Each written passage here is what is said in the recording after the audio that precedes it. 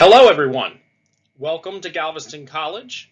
Welcome to History 1302, United States History 2 for the Summer 2, 2020 semester. My name is Scotty Edler and I am the instructor for the course. My office is located in M314.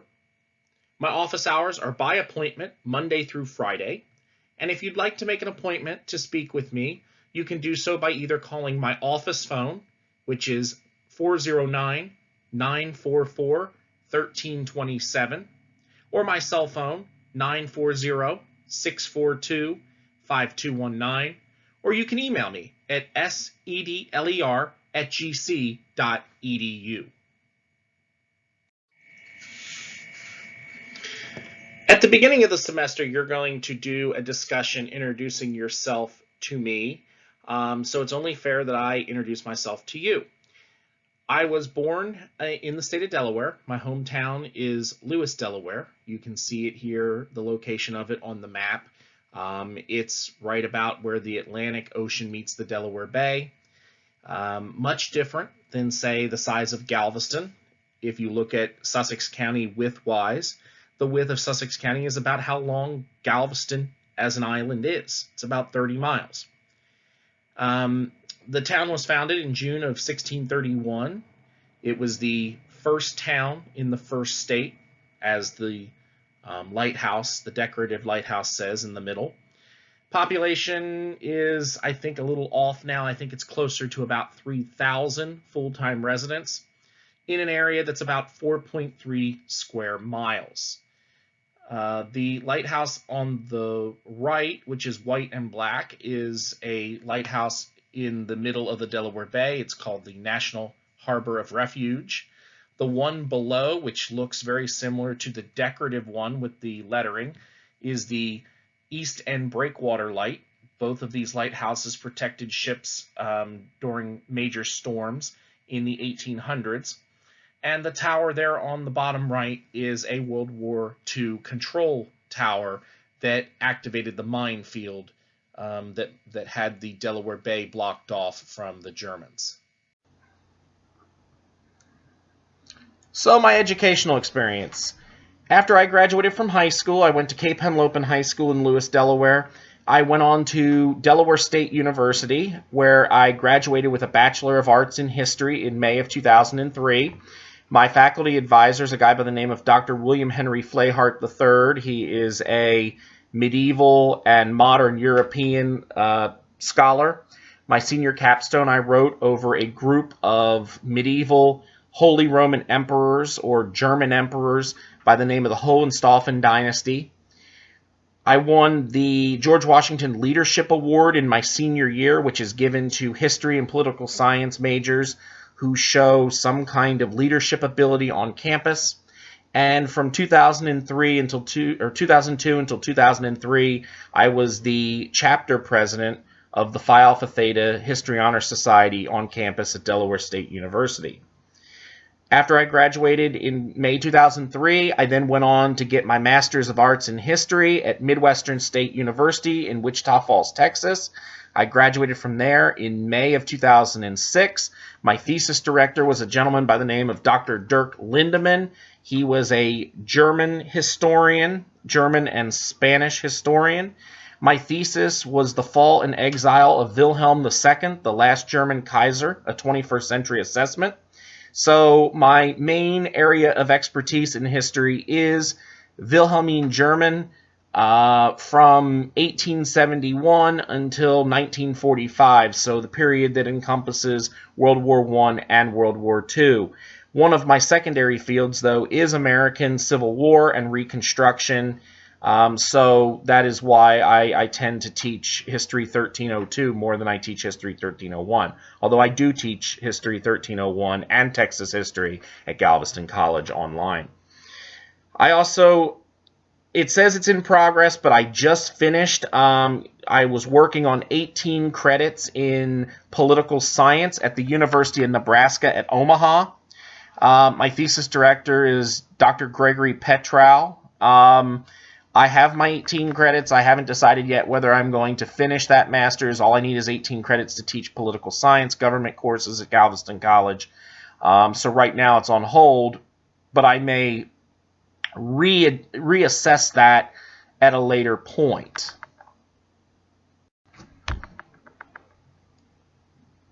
Now, my work experience. My newest job is Southern New Hampshire University. I'm an adjunct instructor there. I started there in April of 2016. I have been at Galveston College since June 2011. I used to live in Galveston. I taught on campus for years, and then my wife graduated from medical school at UTMB, and we were forced to move to Mobile, Alabama for her residency. She is an OBGYN, and so we were forced to leave. So I continue to work there as an adjunct instructor online. I also have been at Navarro College since 2007. I did take a year off when we moved to Galveston, and then they had me come back. So I've been there for almost a decade now. And before I moved to Galveston, I also taught at North Central Texas College as an adjunct instructor. I taught on their Gainesville, Corinth, and their Bowie campuses from July 2007 until August 2010. Prior to that, I was a graduate assistant. I taught discussion classes at Midwestern State University. Now, some of the classes I teach, now this is not a full list because I've got other classes I now teach at Southern New Hampshire, but I teach United States History 1, United States History 2, I teach Western Civilization 1 and Western Civilization 2, I teach Texas History, I teach World Civilization 1 and World Civilization 2. It's different. The difference between it and Western Civ is you throw in China and India and the Middle East.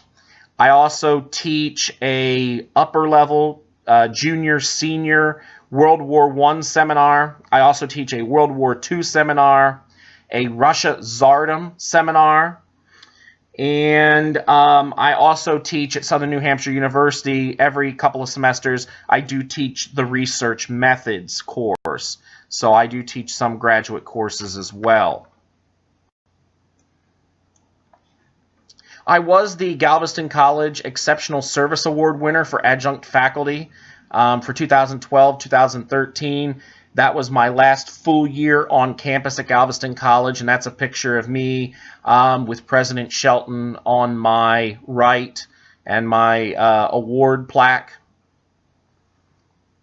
And this is an award that is voted on by both the faculty, staff, and the students at Galveston College.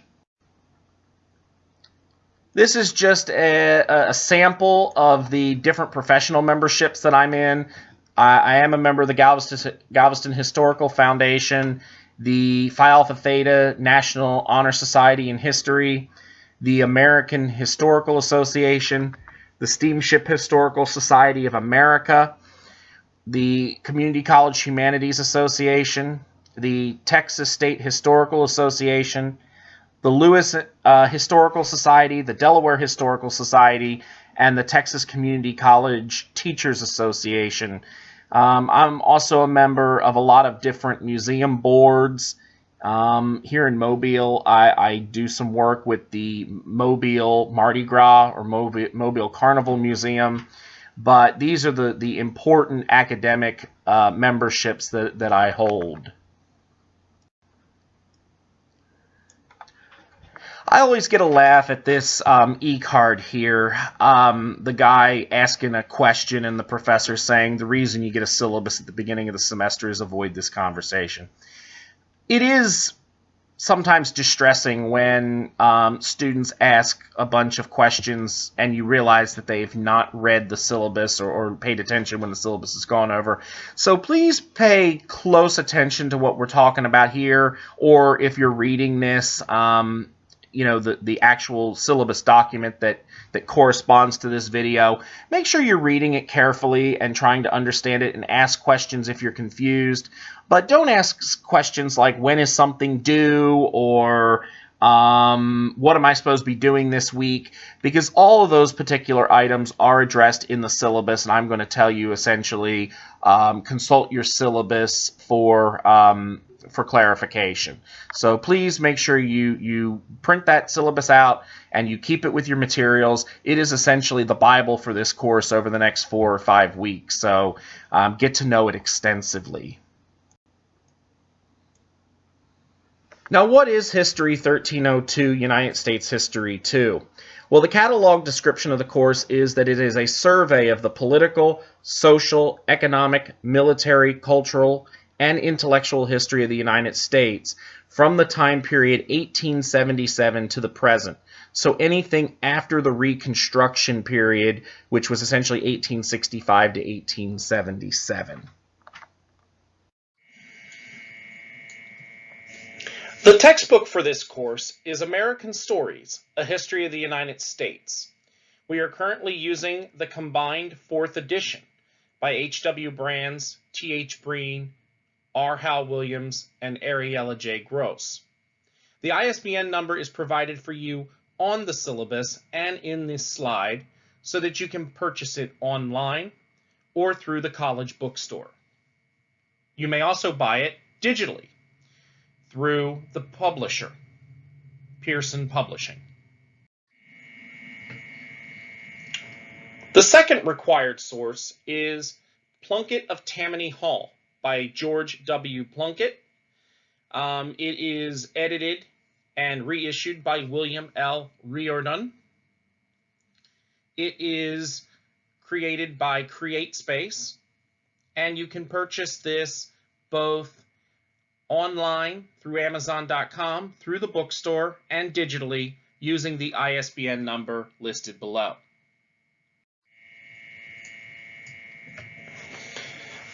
The second of the supplemental readers is Taken Hostage, the Iran Hostage Crisis and America's First Encounter with Radical Islam. This book was written by David Farber and published by Princeton University Press. And like the other 2 books, you can purchase this online through Amazon, or you could buy it through the Galveston College bookstore, or you can buy it in ebook format. Now, what is it that we want you guys to know when you get out of this course? Well, these 3 student learning outcomes are what we want you to know when you're done. We're not arrogant enough or naive enough to think that you guys are all going to be history majors. The reality of it is the majority of you are not interested in history. You're taking it because it's a requirement. I think that's sad because history is a very, very interesting topic, but I understand. I took math once upon a time, hated math, thought it was boring, just did it to get through. So I understand, although, I'd like to try to change your opinion on history. I realize it's probably a lost cause. We want you to be able to create an argument using historical evidence. We want you to be able to analyze and interpret primary and secondary sources, which we'll talk about when we get to the research paper instructions. And we want you to be able to analyze things such as the historical, social, political, economic, cultural, or global forces in U.S. history and how they pertained to the time period that we're studying, which is 1877 to present. Now, what are the course requirements? Well, first of all, this class is going to be taught by a series of online lectures like this, through the textbook reading assignments and other learning materials such as special readings and things of that nature. This course is entirely online. We will not meet ever unless we need to meet over Skype or something like that. We may never even see each other. The class will require more time than a traditional lecture class. A lot of students take these classes because, well, you don't have to meet in person, therefore it's going to be easier. Well, that's not entirely true. The trade-off on this is that you can work on the materials at your own pace, as long as things are, in by the due date.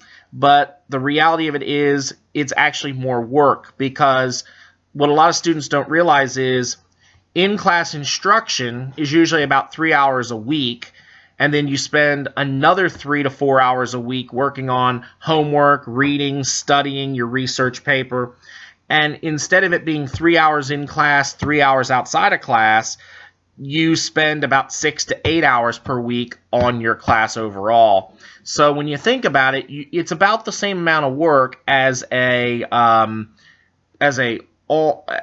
in-person class. It's just that instead of it being an in-person class, you're never there and you do it all at home. So keep that in mind for those people who think, well, I'm just going to do it an hour a week and get away with that.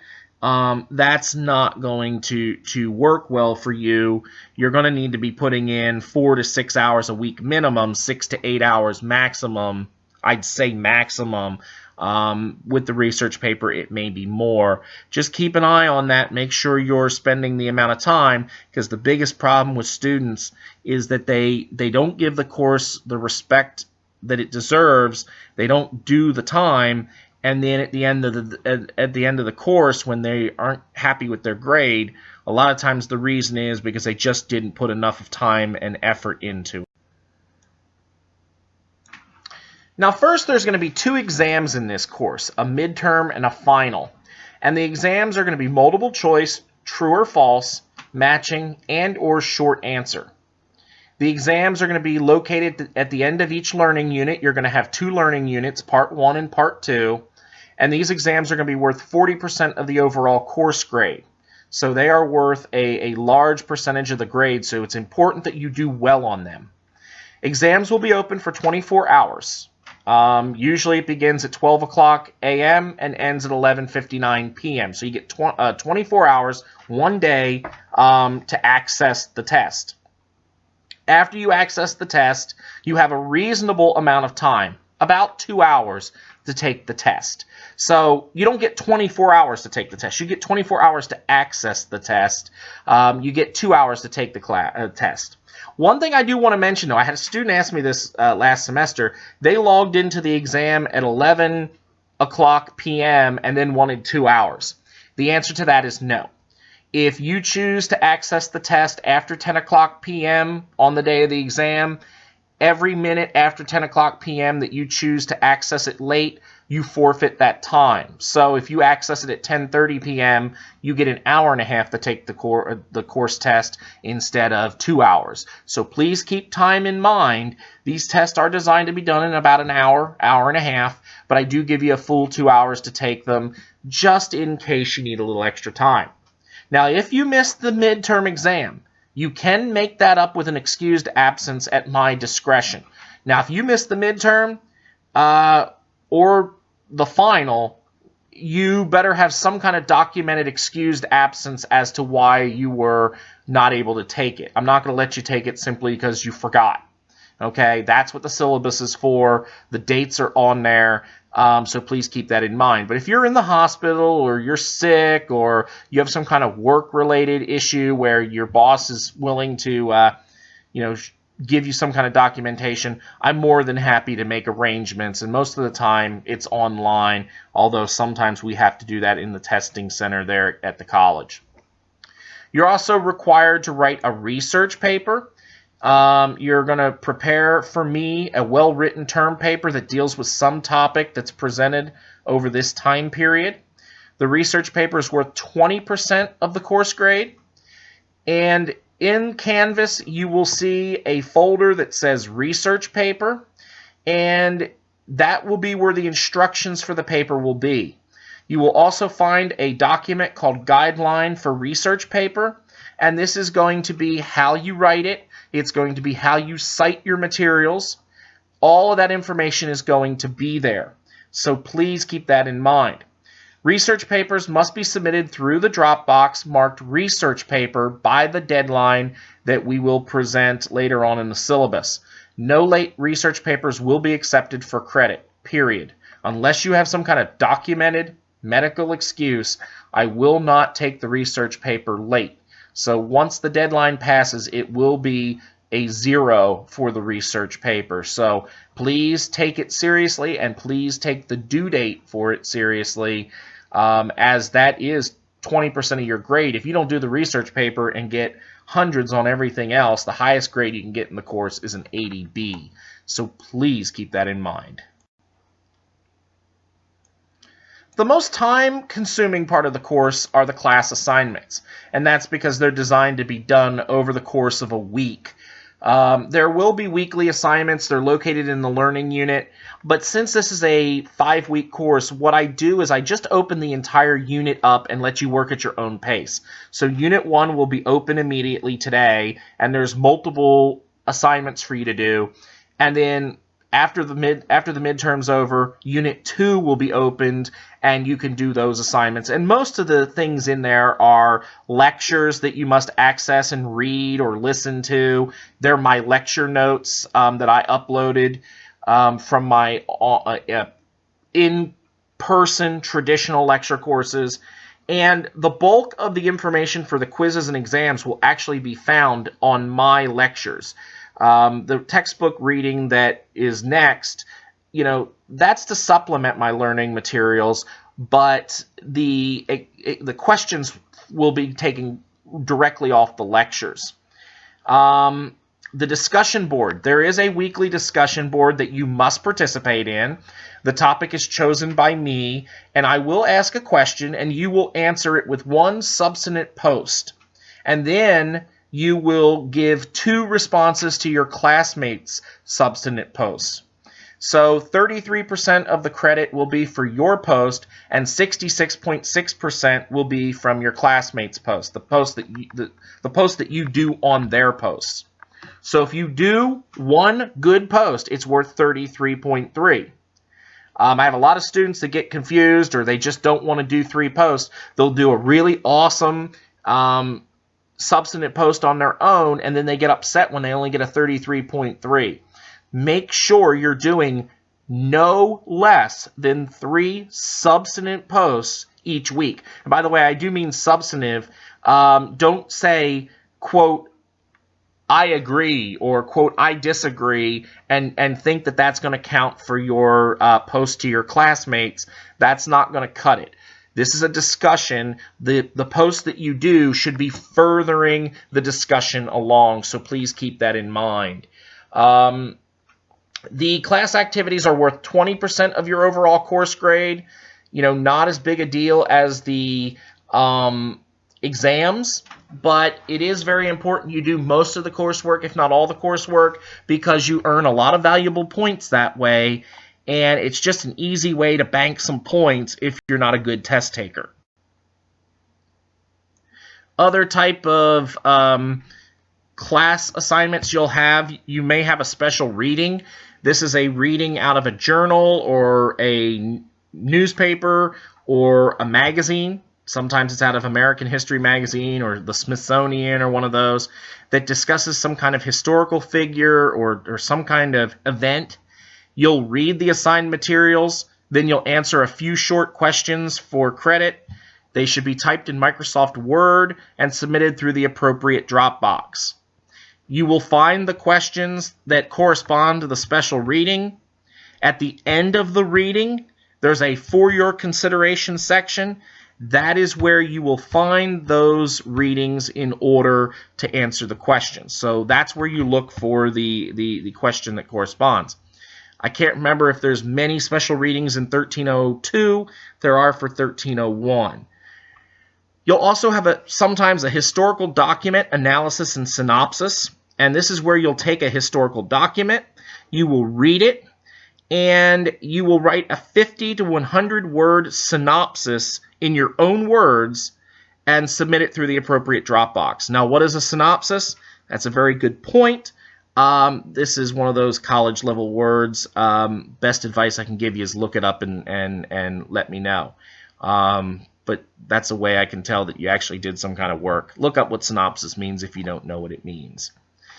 Scholarly articles and essays. You will have a scholarly article and essay that I will provide every now and then.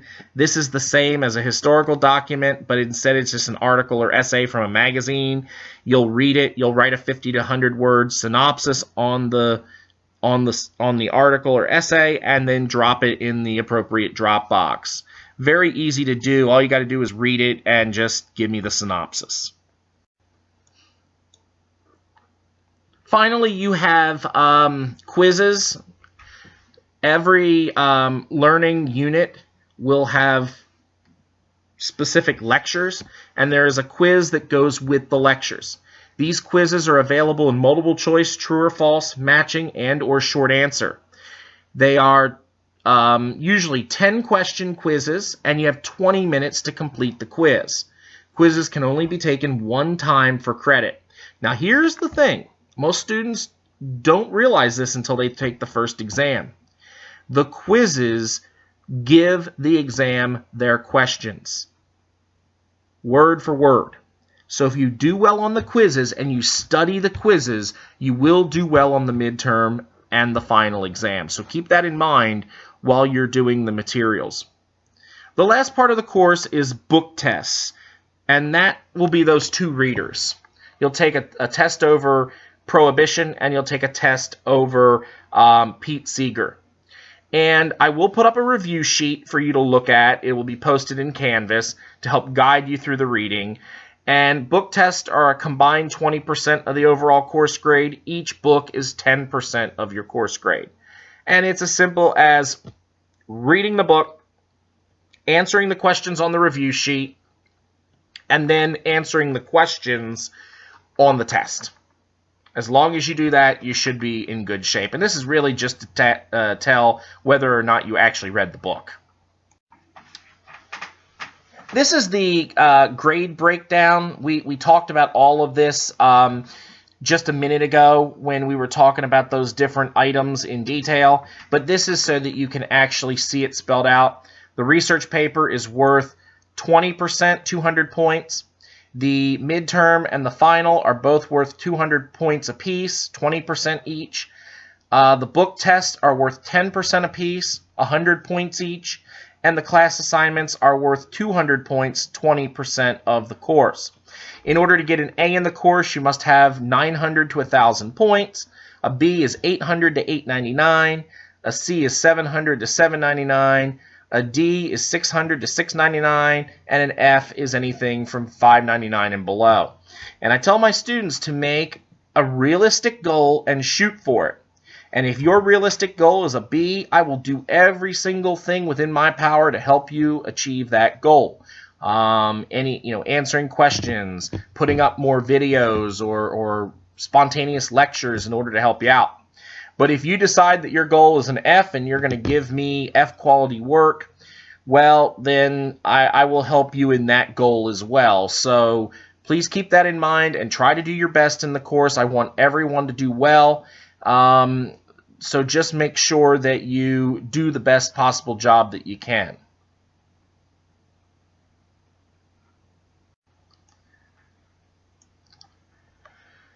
One of the questions I hear all the time from students is whether or not I give extra credit. I don't tend to give a lot of extra credit, but when I do, you need to do it right away. Now, sometimes I'll say, okay, well, you have 72 hours to do this, and if you get it in, it'll be extra credit. It's very rare. I don't do it often. So that's why I want you to check in to the class. You don't have to do work every day, but I want you to check in at least every day and make sure that there's no extra credit assignments announced. And it's very rare. It's maybe 1 a semester or 2 a semester. So don't assume it's going to be every day or every couple of days. Now, do I curve grades? No. Overall course grades are not curved because success in this course is not measured by you against someone else. It's measured to you versus the material, okay? And that's what grade curves are. They measure your success versus someone else's success, and that's how you do on the test is no one else's business. It's just between you and the test. Now, that being said, if you end the course within a point or two of the next letter grade and you're eligible for the higher grade, meaning you have good attendance, you have good classroom participation, you behaved yourself, you've been respectful, you've put in the effort, I will bump you up to the next letter grade. So if you have an 88, I will, if you meet all those criteria, I will give you an A. But if you have an 88 and you barely check in, you barely do work, you're rude to classmates in discussion, you're rude to me, the curve of your overall course grade is not, it's not something that has to be done. It's not set in stone. There's nothing written that says I have to make an 88 or an 87 an A. An 88 or an 87 is legitimately a B, and it is well within my right to keep it a B. So that's another way of really encouraging you guys to get along with each other, get along with me in the discussions and other things, because I remember that at the end of the semester when it's time to give grade bumps. Now, if you have a grade dispute, if you think something's wrong, you think an exam is wrong, or an assignment was graded wrong, like the arithmetic isn't right, or there was an error in the answer key, that's fine. Let me know as soon as possible. If you believe that the assignment was miscalculated or something wrong, bring it to my attention within 7 days after I return it. I will then consider a grade change. If you do it after 7 days, the original grade stands, no exceptions. I can't have someone coming back to me 4 weeks, 6 weeks later and say, oh, by the way, I just noticed that this is wrong. I can't remember whether it was legitimately wrong on your part or not.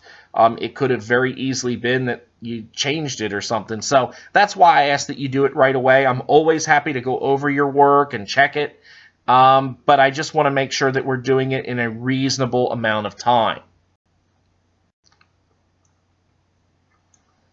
Special services. Now, if you're a student that falls under the Americans with Disabilities Act, the ADA, which is, of course, the federal anti-discrimination statute that prevents us from discriminating against the civil rights of people with disabilities, you can go to the Galveston College Counseling Center or call them at 409-944-1223.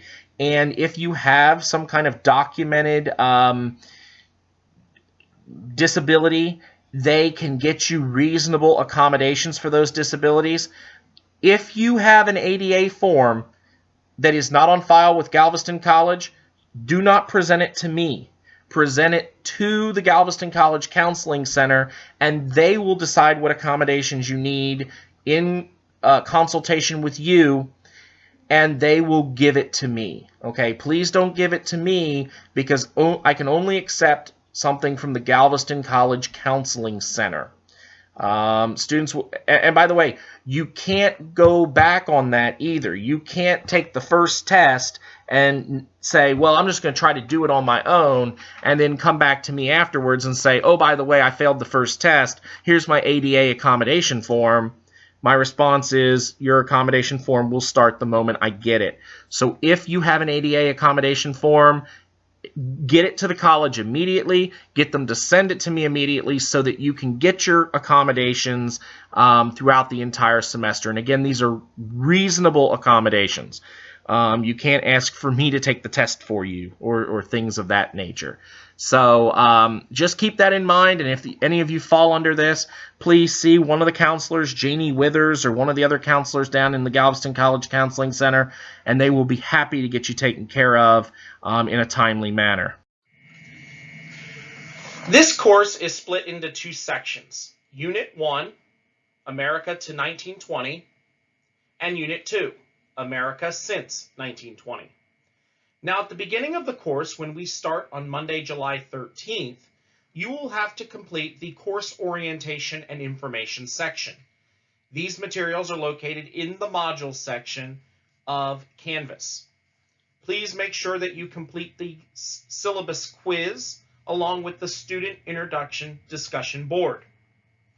On that same day, Monday, July 13th, the Unit 1 materials will be open. These items will remain open until Tuesday, July 28th at 11:59 p.m. At the end of the first half of the course, all assignments, including the midterm exam, must be complete. It is preferable that you spread these items out. That maybe you do the lecture over the Gilded Age and the Western expansion the first week of class, the rise of big business and the progressive and populist eras the second week of class, and then that last lecture over American expansion in World War II the first couple of days of that beginning of that third week. The book test over the first supplemental reader, Plunkett of Tammany Hall, will be due on Sunday, July 26th. The midterm exam will be on Tuesday, July 28th. At that point, Unit 1 will close. After the midterm exam, on Wednesday, July 29th, Unit 2, America from 1920 to present, will open. And this unit will be open all the way through the end of class, Thursday, August 13th. There are 5 lectures. Again, as before, it is my suggestion that you spread the work out. The second half of week 3, maybe, do the 1920s and the Great Depression. Week 4, do the New Deal and World War II. And then week 5, finish it up with post-war America and modern America. But how you split the work is up to you. The research paper will be due on Sunday, August 9th. The book test over the second supplemental reader, Taken Hostage, will be due on Monday, August 10th. And the final exam will be on Thursday, August 13th, and that will conclude the course. All right, so the attendance policy for the course. Well, the college policy is that you're expected to attend all lectures and that I'm supposed to keep an accurate record of your class attendance. Well, this is an online class, so that's a little difficult. But the way I do it is simple. Any student that misses 10% of the total clock hours of instruction, in this course that means assignments because we're not face-to-face, will be subject to administrative withdrawal, an AWN, meaning I have the right to drop you from the course. Now, also at my discretion, any student that's tardy, which, again, this doesn't really respond to you guys because this is an online class, but tardiness may also be treated the same as an absence. But the way I do it's simple. You know, if you stop coming, then I don't necessarily drop you. It says I can drop you, but I don't drop you. The reason why is simple. Too many students quit coming. They get upset when I drop them. The college puts them back in the course, and they never show back up again. If you want to drop the course, go to the registrar's admissions office, get a drop slip, and drop the course yourself. Don't expect me to drop you by just not coming. That's just not acceptable. You should be keeping an eye on your class. Remember, you're paying for this, and you don't get money back if you end up failing because you stopped coming. If you decide to drop the course because it's not a class you want to take, the nice thing is you might be able to get some of your money back. And also, an F on your transcript because you just didn't finish showing up is not a good thing to have, so keep that in mind. I am willing to work with you, though. If you disappear for a while and you come back and you've got a good excuse as to where you've been, I'm always happy to work with you and get things done. But, you know, you should be checking into the course every day or every other day just so that we know that you're active and doing stuff. So please just make sure that you're active somehow, at least on the discussion board, at least signing in. That way we know that you're still alive and still working in the course.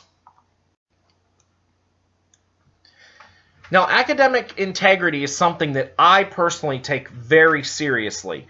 And as a college student, you are supposed to follow a certain code of conduct. And essentially, it is your responsibility to maintain scholastic integrity. When you're doing a writing assignment, you are required to give full credit to the author that you got the information from. If you don't, this is called plagiarism. You are also not supposed to copy and paste someone else's discussion board. Those type of things are unacceptable in a college classroom. And if you do something like that, we can refer you to the college administration.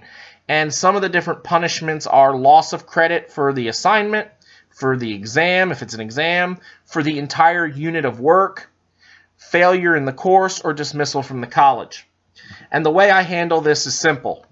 If it is plagiarism or cheating, but it is, something that's questionable, like you didn't know that what you were doing was wrong, or it was minor infraction, I usually keep it as a teachable moment, and I pull you aside and we discuss it, we straighten it out, and you don't do it again. If it's something blatant, like you buy a paper online or you copy and paste your term paper from Wikipedia, don't laugh, it's happened more times than I really want to admit.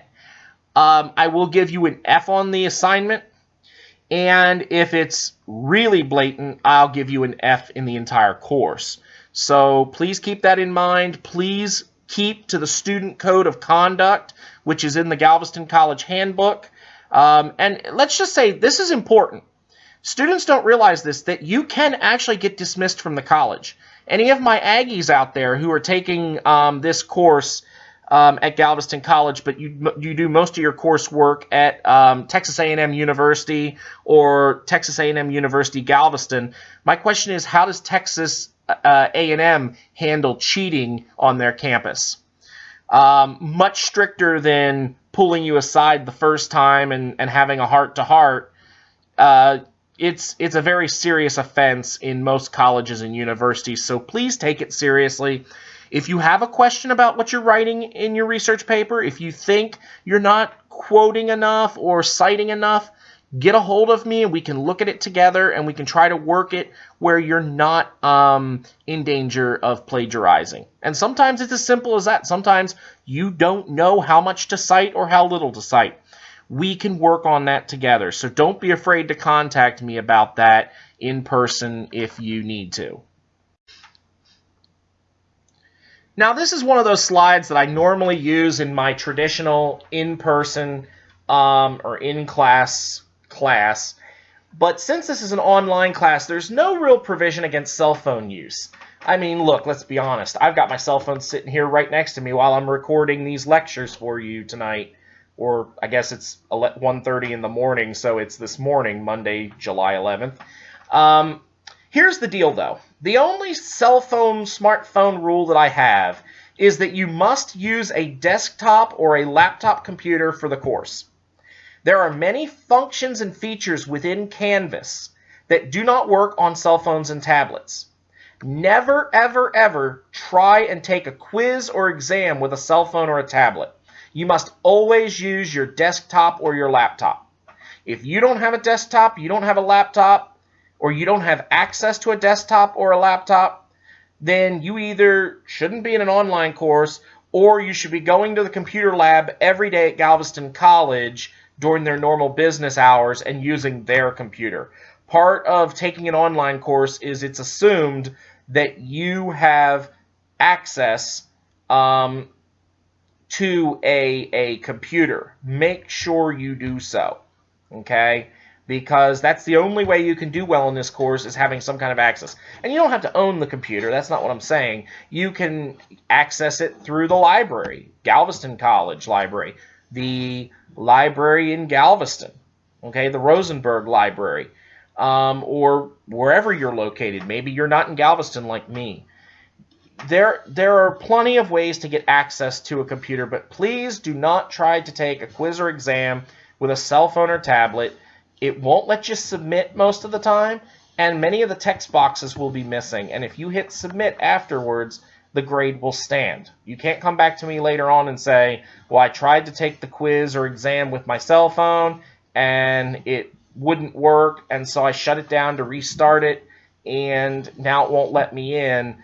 I'm going to tell you I'm sorry, but I've warned you before not to do that. The grade will stand. So please make sure you're using a regular computer for your coursework. I don't mind if you read something on your cell phone, like maybe one of the special readings or something. Although, why would you want to read on your cell phone? They're so small screens. You've got these big computer screens now. But, it's very important for quizzes and exams to not use your cell phone or your tablet. Now, as I said before, we do provide computer resources for the purpose of accomplishing tasks that are essentially related to the mission of the college. So you are allowed to use our computer resources for school-related things, such as checking email, doing assignments, things like that. But you are not allowed to do other things like download music or other unseemly things that people do at times. If you have a question over whether or not what you're doing violates our college computer policy, please consult our Galveston College catalog or the student handbook for clarification. The course calendar, the course syllabus, and this course orientation video will be in the process of being revised up through Monday, July 13th, 2020. At the beginning of the course, Monday, July 13th, 2020, the syllabus will be set. There will be no changes to the syllabus after that point.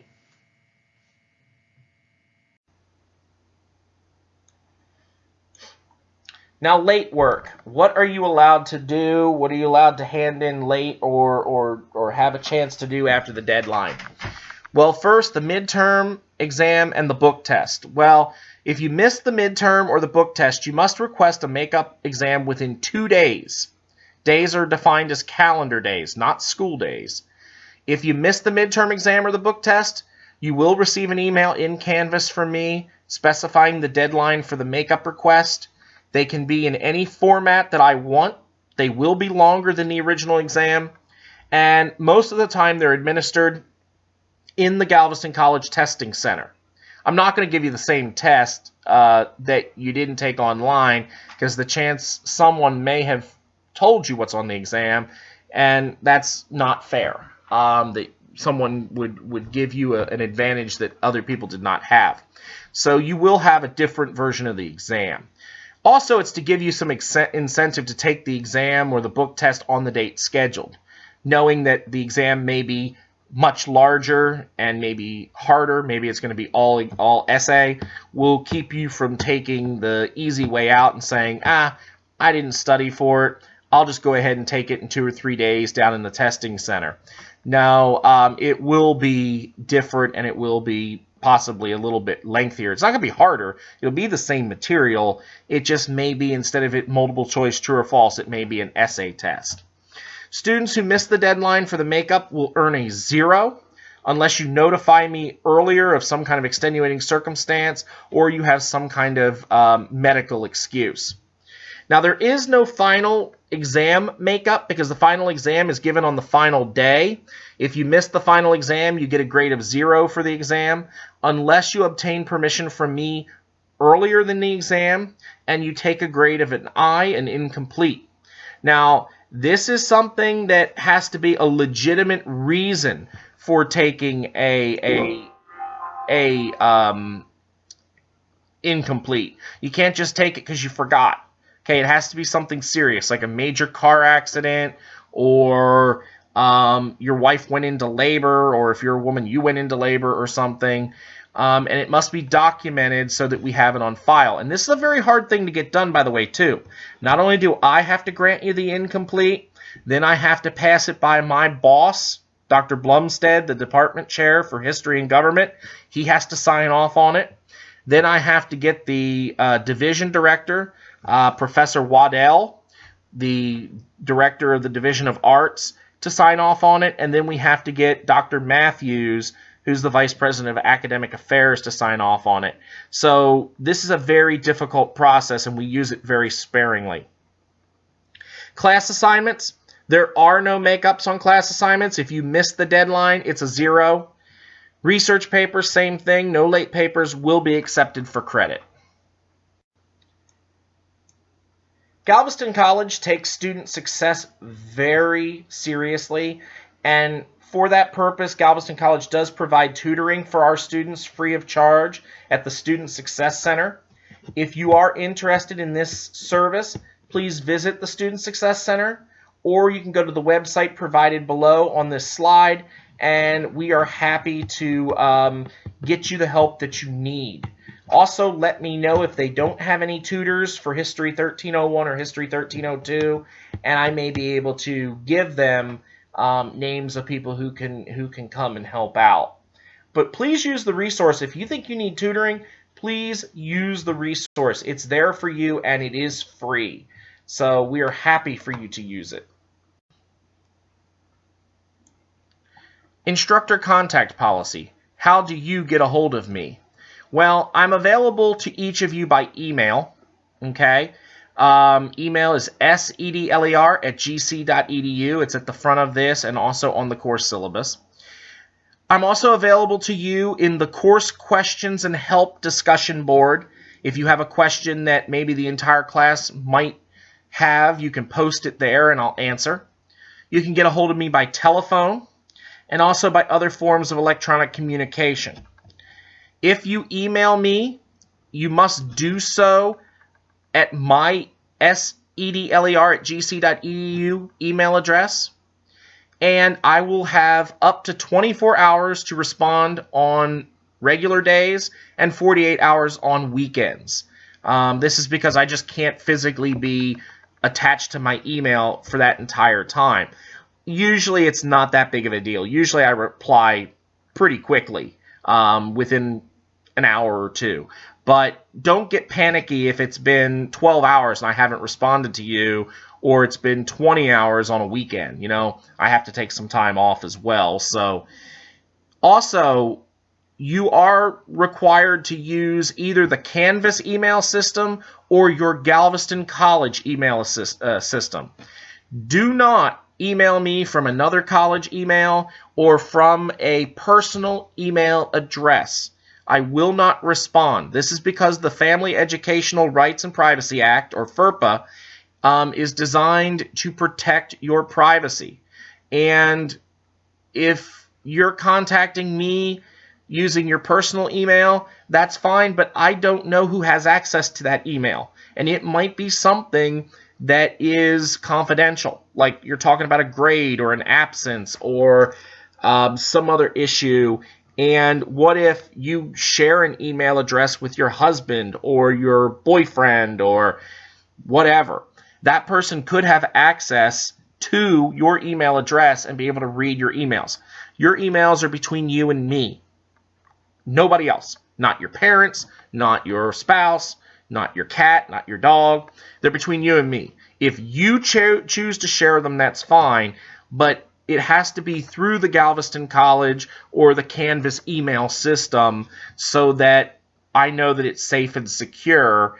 And also, let's be honest, you know, how many people have strange email addresses out there and your name is John Smith, but your email address is hottie420@aol.com. Well, I don't know who that is. I know who John Smith is. He's on my roster, but you know, whoever this guy is, you know, the email address, I don't know who it is. So it's very important you use your Galveston College or your Canvas email so that I know who I'm sending the emails to. And by the way, when I send you emails, the only emails I will send you are to those email addresses. So if I do a class announcement and copy it as an email to every student, it'll go there. It's not going to necessarily go to your personal account. Telephone calls are always welcome between the hours of 8 a.m. and 8 p.m. I said even 10 p.m. if you need to. But a couple of things. First of all, don't call me in the middle of the night. Don't call me super early in the morning, like 6 a.m. My wife is a doctor. She works strange shift work, and sometimes she's working night shift, and she comes home at 7 o'clock, and she's got to have an hour to unwind before she can get into bed. Once she's asleep, it's no big deal. And also, the fact of the matter is, I don't like to get up early, and I don't like to stay up too late. I'm usually up about 1, 2 o'clock. But if she's home and on a day shift, I don't want a bunch of people calling and waking her up when it's quiet time, 10, 11 o'clock at night. If you call me and I'm not available, please leave a message, either on my home or cellular voicemail, and I will return your call as quickly as possible. Now, please remember that I do not return hang-up calls. especially for those people who have cell phone numbers that may come up unlisted. So if it's important enough for you to call me, it's important enough for you to leave me a message. I promise you right now, I will not return a call that does not have some kind of voice message. It could be a telemarketer calling me. It could be just someone I don't want to talk to. I need to know who I'm calling. And also, it's just great for me to be able to know who I'm calling so that, A, I'm not having to ask for, hey, who are you? Why'd you call me? And B, that way I can have all your information in front of me so that we're not wasting time. I can get right down to business for you. If you want to meet face-to-face with me, I'm perfectly happy to do that. We can contact each other digitally through Skype by appointment. I do this a lot with students who want to see me and talk to me. We also can do Google. We can do a group through Google Connect where I can even set up a whiteboard and we can talk and you guys can take notes and ask questions. So that's also available for you if you want to use it. So I'm pretty open, pretty reasonable with getting a hold of people, pretty quick to get back to them. So if you need something, please don't hesitate to contact me. I'm here. I want to help you. So just get a hold of me and we can get things straightened out.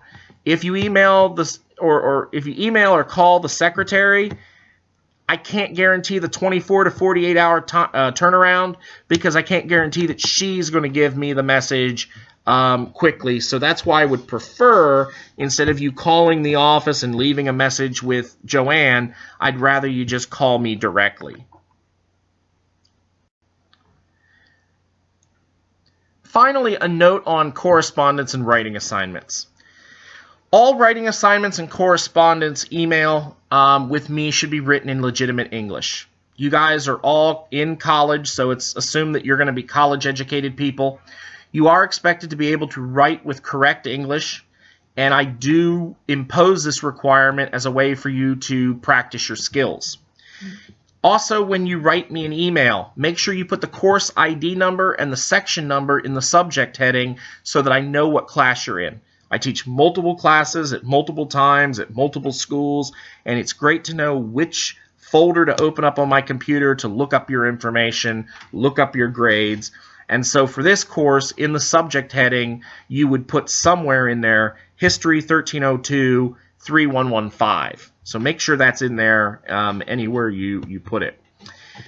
Symbols and letter combinations such as UR for your, B/C for because, W/ for with, or W/O for without. Look, they're fine for sending text messages. I'll be honest with you. B/C and W/ are two of my favorites when I'm writing a text message. But for assignments and correspondence in a college class, they're unacceptable. Okay? Really, the only acceptable abbreviations in this class are ones like the US for United States or UK for United Kingdom. Okay? And a lot of students, by the way, send me text messages. I do not like text messages. Please do not send me a text message. No offense. I consider text messages to be a form of communication between you and your friends or me and my friends. I am your course instructor. I'm not your friend. I'd like to be your friend maybe, but after the course is over. Seriously though, I just don't like them because I have fat fingers and I don't like to type, to be honest with you. And also, it's just really not appropriate. I'd rather have an email so that I have some documentation, and that way we can go back and forth in a reasonable way. And it's very hard to write, especially if I have something that's really got to be written long. It's hard to do that in a text message conversation. So please, you don't have to send me a text message. If you do use text message spelling or inappropriate abbreviations in a class assignment, I do take off 2 points each time you do it. So be careful, okay? Don't use text message spelling, okay? Well, that's it. I look forward to getting to know each of you over the next 5 weeks. I look forward to seeing what you guys have to say and the discussions and things like that. If you have any questions Any concerns, please get a hold of me at sedler@gc.edu or give me a quick call. I've already heard from some of you, it was a requirement to contact me before the semester began, and I probably have heard from about half of you. So make sure you check in by email and say hello and let me know what's going on. Make sure that you've got your books and everything. And if you have any questions for me, please feel free to get a hold of me. Start going through the material right away. And that's about it. Okay, well, it's pretty late. It's almost 2 a.m. here in Mobile, Alabama. So I think I'm going to hit the bed. But if you need anything, please get a hold of me, and I'll be happy to get back with you tomorrow morning.